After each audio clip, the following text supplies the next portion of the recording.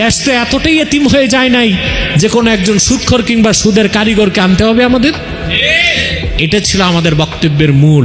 কিন্তু ওই যে আলমার ওই আকিসু আলা নাফসি, যে মৌলবীগুলো বড় হয়েছে দালালি করে, তাদের সমর্থক যারা বড় হয়েছে দালালি করতে করতে ওরা সবাইরেই দালাল মনে করে। তার বিরুদ্ধে বলছে হুজুরের মনে কোনো স্বার্থ আছে। আর এই সত্য কথাটা বলাতে অনেকের গায়ে লেগে গেছে।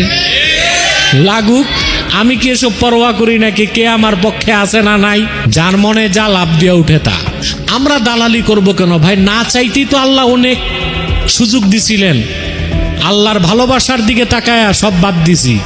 আপনারা তো এখন কারে অনুসরণ করবেন তাই তো বুঝতেছেন না। এখন বাংলাদেশ বাঁচাইতে বিদেশ থেকে আমদানি করতেছেন। আর এই সত্য কথাটা বলাতে অনেকের গায়ে লেগে গেছে। লাগুক, আমি কি এসব পরোয়া করি নাকি কে আমার পক্ষে আছে না নাই। নূর নবী